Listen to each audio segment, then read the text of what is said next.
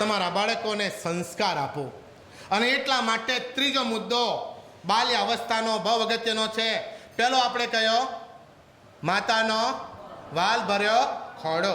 બીજો આપણે કયો? સંસ્કાર સિંચન. અને ત્રીજું, માણસ એકલો રોટલા પર જીવતો નથી, ઈશ્વરે ઉચ્ચારેલા પ્રત્યેક વચન ઉપર જીવે છે. હું ભૂમેલમાં કથા કહેતો હતો અને મેં છોકરાઓને પૂછ્યું કે માણસ એકલો રોટલા પર નથી જીવતો, શું જરૂર પડે? તો છોકરા કે થોડું શાકે જરૂર પડે ફાધર, થોડું શાક પણ જરૂર પડે, એકલો રોટલા પર જીવતો નથી. ત્યારે વાલા ભાઈઓ ને તારે વાલા બહેનો આ વસ્તુ યાદ આવે. બાલ ઉછેરમાં તમે રોટલા તો ખવડાવો છો, નો ડાઉટ, પણ તમે એને ધર્મ કેટલો આપો છો એ બહુ અગત્યનું છે. આ ફાધર છે કે આ ફાધર છે કે ફાધર બ્રિટો ફાધર છે, કોઈ પણ XYZ ફાધરને કે સિસ્ટરને પૂછી જુઓ કે તમે સંન્યાસી કેમ છો, અને બધા જ તમને કહેશે કે અમારા મા બાપે અમને ધર્મ આપેલો છે. સવાલ જ નથી. મા બાપ જ્યારે ધર્મ આપે છે ત્યારે એ છોકરો વારસો ધર્મને સાથે લઈને જાય છે. તમે વારસો આપો છો ગણિતનો, નો પ્રોબ્લેમ. તમે તમારા છોકરાને આપો છો વારસો કોમ્પ્યુટરનો, ફર્સ્ટ ક્લાસ આપો. તમે તમારા છોકરાને આપો છો વારસો શેનો? ઇંગ્લિશનો, બહુ સરસ. તમે તમારા છોકરાને ધર્મ આપ્યો ખરો? નાની ઉંમરમાં 8 વર્ષનો ઈસુ થાય છે, 8 દિવસનો ઈસુ થાય છે, માતા મરિયા ક્યાં લઈ જાય છે? લઈ જાય છે ને. 12 વર્ષનો ઈસુ થાય છે, માતા મરિયા ક્યાં લઈ જાય છે? યેરુશાલેમ મંદિરમાં. તમે તમારા છોકરાને લઈ આવો છો ખરા? આ મંદિરમાં લઈ આવો છો ખરા? તમારા છોકરાને કૃષ્ણ માર્ગની ભક્તિમાં લાવો છો ખરા? તમારા માટે આવવું બહુ સહેલું, કારણ કે તમારા માટે તો ધર્મ એક આદત છે. શુક્રવાર થાય એટલે ઊભા થાય, ચલો કૃષ્ણ માની ભક્તિ કરવા, એમ. બસમાં બુધવાર આવે એટલે આદત પડી ગઈ હોય એટલે ચાલે આવે છે. પણ તમારા બાળકને તમે આપો છો ખરા? આ જે પ્રજા છે, આ આવતીકાલની પ્રજા, આને કેટલો ધર્મ આપણે આપીએ છીએ? ફાધર જાહેરાત કરીને મરી જાય અહીંયા આગળ કે ધર્મ શિક્ષણના ક્લાસ માટે બધાના છોકરાઓને મોકલજો. અમુક જણા આવે ને કે ના ફાધર મેળ પડે એવું નથી. પછી પેલા બીજી જાહેરાત થાય કે ભાઈ પેલા જ્યારે સંસ્કાર માટે આવે છે ત્યારે તમારા છોકરાને મોકલજો. કેટલાને લઈને આવે? કેટલાને? અમે નાના હતા ને, પેલા ફાધર પરિઝા ખરા ને, એ અમને પૂછે. શું પૂછે ખબર? આજે મિસની અંદર જે ફાધરે મિસ કરી હતી એમણે કયા રંગના કપડાં પહેરેલા હતા, લીલા કે લાલ? અને અમને વિચાર કરતા હતા કે આજે મિસમાં કયા રંગના કપડાં. અમે મિસમાં જતા હતા, નતા જતા એવું નહીં. અને અમારી માં શું આગ્રહ રાખે ખબર? તમને એવું લાગે કે મારી માની બહુ વખાણ કરું, પણ કંઈ વાંધો નહીં, કરું. હું જાણી જોઈને જ કરું છું કે મને સંસ્કાર ક્યાંથી મળે? મા તરફથી જ મળે ને. માસી થોડી આપે, મારી માં આપે. અને મને માએ ધર્મના સંસ્કાર દીધા. આંખો બંધ કરીને, ઓ કૃષ્ણાત્મા પવિત્ર મને કર.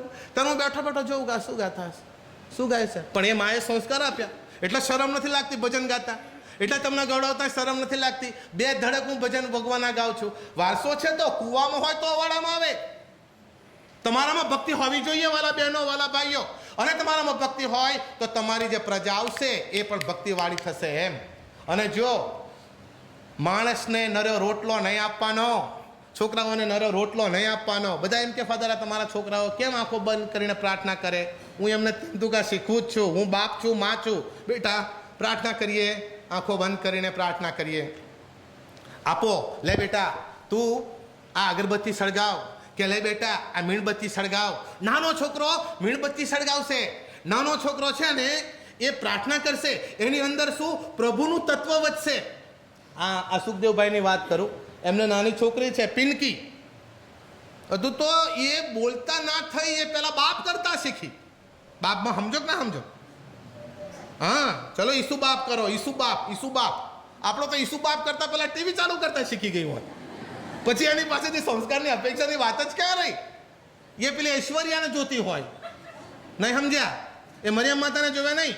એની 1.5 વર્ષની છોકરી, લગભગ 3 વર્ષ પહેલાં અમે ત્યાં વેલાંકણીમાં કથા કહેવાની મારે હતી, ફાધરોની કથા કહેવાની. એ પાછા ફાધરોમાં ઈસુ સંઘના ફાધરો આખા 500 આવવાના હતા ભારતભરથી. મણિનગરવાળાની કથા કહેવાની કોઈ વાંધો ના આવે, થોડી ગોળીઓ પાવતો હોય ચાલે. પણ આ લોકોને તો ગોળીઓ ના પવાય, બધા આમ જ બેઠા હોય. અહીંથી જ બેઠા હોય બધા કે આ ભાઈ શું બોલે છે, એક એક શબ્દ પકડે. અને મને અંદર ફટફટ થાય કે હું વેલાંગને આવી ગયો તો ખરો. આ સુખા સાહેબભાઈ હતા, ઉદાસભાઈ હતા, આખી ટીમ હતી અમારી. અને ત્યાં દેવળની અંદર દાખલ થતા હતા. દેવળની અંદર મેં કહ્યું ચલો મરિયમ માતાને જઈશું કહીને જઈએ. એટલે મરિયમ માતાને ત્યાં મંદિરમાં બેઠા. એની નાની દીકરી મારા હાથમાં, નામ એનું પિંકી. પ્રાર્થનાનું તો મેં સહેજ પછી રાખ્યું, પણ પિંકીને પૂછ્યું કે હે બેટા પિંકી, આ તને હામું કોણ દેખાય? મરિયમ માતાની મૂર્તિની સામું. અને એ નાની દીકરી મને શું કે ખબર, દાદા એ તો મરિયમ માતા છે. મેં કીધું બેટા મારો દીકરો બહુ ડાયો, બહુ ડાયો, બહુ ડાયો. પણ ધીમર એને પૂછ્યું કે હે પિંકી બેટા, એમના હાથમાં તને કોણ દેખાય? અને પિંકી ધીમે ધીમે આંખો કરીને પછી મારે આમ દાંત કાઢે હશે કે દાદા એમના હાથમાં તો મારો ભાઈ ભોલો છે. તમે સમજ્યા? એનો 6 મહિનાનો છોકરો એની નાની બહેન મરિયમ માતાના હાથમાં જુએ કે આ તો મારો ભાઈ ભોલો છે. તારે તમે વિચાર કરો એ ઈશ્વરનું કેટલું મહાન સર્જન કહેવાય. એ નાની 1.5 વર્ષની દીકરીને પોતાનો ભાઈ મરિયમ માના હાથમાં દેખાય. આ કથા હું તમને કેમ કહું છું? તમને કોઈ દિવસ તમારો દીકરો મરિયમ માના હાથમાં દેખાણો? તમને કોઈ દિવસ તમારો છોકરો ત્યાં દેખાણો કે તમને ફરતો જ ફરે એવું દેખાય? તમારો છોકરો તો ફરતો જ ફરે. અમુક જણે મને કેમ તારો છોકરો શું કરે? તે કે અહીંથી ત્યાં ફરે છે, આટલું જ કરે છે એવું, અને તું કંઈ કરતો નથી. ચાલ તું એને કહે બેટા દેવળમાં જવાનું એટલે ફરજિયાત દેવળમાં જવાનું, એની જોડે કોઈ બાંધછોડ નહીં. એસએસસીની પરીક્ષા હોય તોય શું, અને ટીવાયની પરીક્ષા હોય તોય શું. દેવળમાં જવાનું બેટા એટલે દેવળમાં જવાનું. અમુક વસ્તુમાં કોઈ કોમ્પ્રોમાઇઝ નહીં, ધાર્મિક બાબતોમાં કોઈ કોમ્પ્રોમાઇઝ નહીં. ત્રીજું લક્ષણ થયું આપણે જોયું. પહેલું લક્ષણ માનો વાલ ભર્યો ખોડો. બીજું સંસ્કાર સિંચન. ત્રીજું જોયું માણસ એકલો રોટલા પર નથી જીવતો. નરું ખવડાય ખવડાય ખવડાય ખવડાય નહીં કરવાનું. બેટા આઈસ્ક્રીમ ખા, બેટા આ ખા. એક છોકરી આટલી જાડી હતી તોય એની માએ નાસ્તો આપે. કેમ? મારી છોકરી ત્યાં ગોમતીપુર જાય તો થાકી જાય. અરે જવા દે, થોડો પરસેવો પડી જાય તો થોડી હુકાઈ જશે, જવા દે. ત્યાં નાસ્તો મોકલે, પણ ત્યાં વિચાર ના કરે કે આના કરતાં પ્રભુની વાણી એના અંતરની અંદર જાય. બાઇબલ કેટલું જાણે છે તમારો છોકરો? એને ખબર છે નુહા કોણ હતો, એને ખબર છે મરિયમ માતા કોણ હતા, એને ખબર છે યોસેફ કોણ હતા. બધું જ તમારા બાળકને ખબર જોઈએ. એટલે શિક્ષણ, ધાર્મિક શિક્ષણ બહુ અગત્યનું છે. ત્રીજી બાબત બાળ ઉછેરમાં. અને ચોથું ઘણું અગત્યનું છે, એ તમારા બાળકોને પૌષ્ટિક આહાર આપો. આપણા ગુજરાતમાં જો કે તમે તો બધા આહાર આપો જ છો, નો ડાઉટ, શંકા નહીં મને, પણ અમારા ગામડાઓમાં તમે જુઓ તો સરકારે છેલ્લા 30 વર્ષની અંદર 5,438 કરોડ રૂપિયા બાળકોના ખાવા માટે ખર્ચેલા છે. એટલા બધા પૈસા ખર્ચ્યા પછી પણ 47% બાળકો અંડર નરિશમેન્ટ છે, અને 17% બાળકો 3 વર્ષ પહેલાં આપણા દેશમાં મરી જાય છે. એનો અર્થ શું થયો વાલા ભાઈઓ અને બહેનો? એનો અર્થ એ થયો કે બાળકોને પૌષ્ટિક આહાર આપો. પૌષ્ટિક આહાર આપશો તો તમારા છોકરાઓ છે ને એકદમ ઇન્ટેલિજન્ટ થશે. મેં પરદેશમાં છોકરા જોયા છે, લાલ લાલ ગોટા જેવા હોય, સખત લાગે. તમે આ ગાલ જુઓ ને તો મસ્ત લાગે એકદમ. આમ તમને લાગે કે બાકી આ છોકરાઓ છે. અને આપણા તો કેવા માય કાંગલા જેવા, આમ ફરે, આમ પેલી કાથીની દોરડી જેવા ઘણા હોય, એકદમ પેલી કાથીની દોરડી હોય ને એવા. એને આપવાનું કહો તો બધા હાથ લાંબો કરે, આપજો આપજો. માનો કે કાગળ વેચવા જાય તો હાથ લાંબો કરે, આપજો આપજો. પેલા હાથ લાંબો ના કરે, કારણ કે એમને ખબર છે કે આપવું હોય તો આપી જાઓ, બાકી હું હાથ લાંબો કરું નહીં. અમુક વખત પેલા ફાધરો ને ચોકલેટો નાખે અને આખું ટોળું ચોકલેટો લેવા પડી જાય ઉપર. આ સંસ્કાર બાળકને નહીં આપશો, આ સંસ્કાર બાળકને નહીં આપશો, આ જીવન બાળકને ના આપજો. બાળકને બરાબર ખવડાવો, બાળકને પૌષ્ટિક આહાર. તમે બધા તો ભણેલા ગણેલા છો. આજે સવારે એક ગામના એક કાકા બેઠેલા, એમને મેં કહ્યું કે કાકા તમારા છોકરાને પૌષ્ટિક આહાર આપો છો? તમને કે ફાધર એ પૌષ્ટિક એ શું? ખરેખર એમણે મને સવાલ કર્યો, ફાધર આ પૌષ્ટિક એ શું? મેં પહેલી વાર સાંભળ્યું. મેં જો કંઈ વાંધો નહીં, જે ખવડાવો છો એ ખવડાવજો. પૌષ્ટિક આહારથી શું થશે? આ લોકોના બ્રેન છે ને એનો પૂરેપૂરો વિકાસ થશે. અને આ લોકોના બ્રેનનો પૂરેપૂરો વિકાસ થશે ત્યારે તમને તમારા છોકરાને માય કાંગલા નહીં જોવા પડે, તમારા છોકરાને મળદાલ નહીં જોવા પડે. તમારા છોકરાને જોશો તો તમને સંતોષ થશે કે ના, બાકી મારો છોકરો છે. મારા બાળકોનું હું જતન કરું, મારા બાળકોને ઉપર લાવું, એ 12 વર્ષની એ બહુ અગત્યની બાબત છે. કારણ કે આજના જ પેપરની અંદર આ રહ્યો સંદેશ, અને આજે હું સવારે વાંચતો હતો અને મને સરસ શબ્દ નજર પડ્યા. એ આ હતા, આ ખૂણામાં સરસ વિચાર આવે છે. એમ એવું લખ્યું છે, બાળકના ભવિષ્યમાં માતાનો હાથ હોય છે. બાળકના ભવિષ્યમાં કોનો હાથ હોય છે? માતાનો હાથ હોય છે. એમાં બાપે છટકવાની જરૂર નહીં. કોઈ કહેશે કે એ તો માતાનું લખ્યું, મારું ક્યાં લખ્યું? તો હું તને કહું છું, તારા કપાળમાં લખ્યું, તારા હૃદયમાં લખ્યું કે તારે તારા છોકરાને પેદા કરીને પ્રભુ ભરોસે છોડી નહીં દેવાના.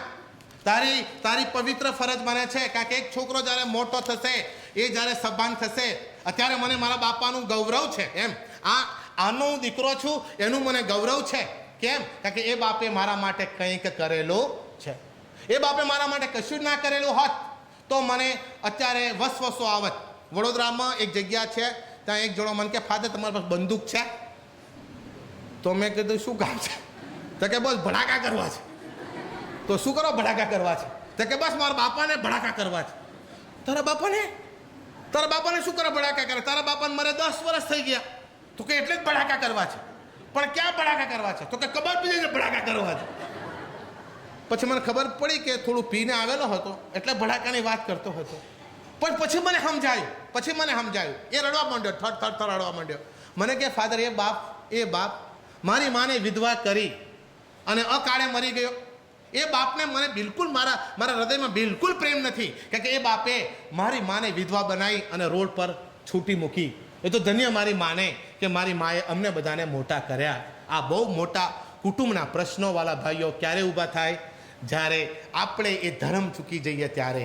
તો માં અને બાપનો ધર્મ છે પોતાના બાળકોને ઉછેરવા, અને એ પણ યોગ્ય રીતે ઉછેરવા. શહેરની અંદર વાળા ભાઈઓ, તકલીફ છે, તમને ટાઈમ નથી.